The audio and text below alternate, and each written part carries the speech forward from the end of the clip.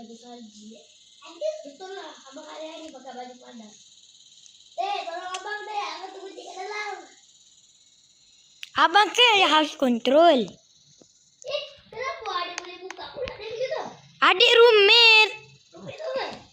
Boleh masuk sama-sama. Adik boleh itu rumah adik juga, tapi nama rumah tu Danis. Ye, bestnya main.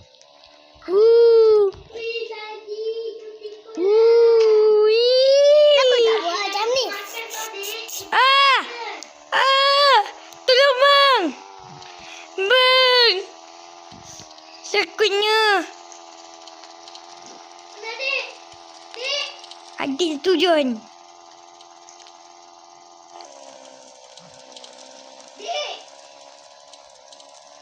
Tolong, adik tak boleh kontrol. Tolong.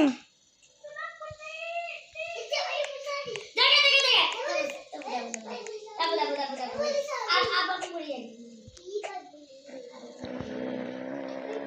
Abang lagi boleh.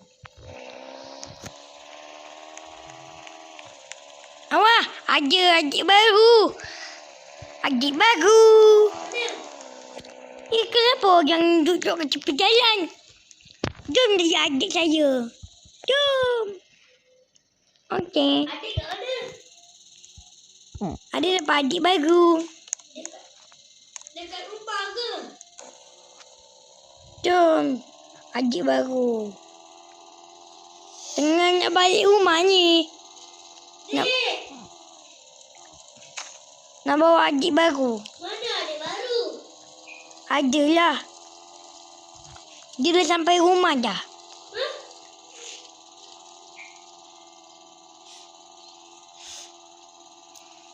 Baru. Pula.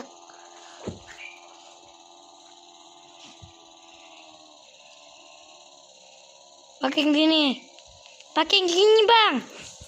Parking kat tepi saya. Okey. Dek, ada nak cakap pakai komen. Komen tu. Okey. Bang, jom bang. Alamak. Kenapa dek?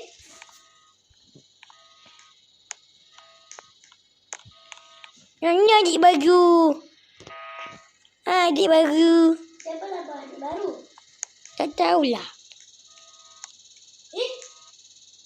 Mana dia?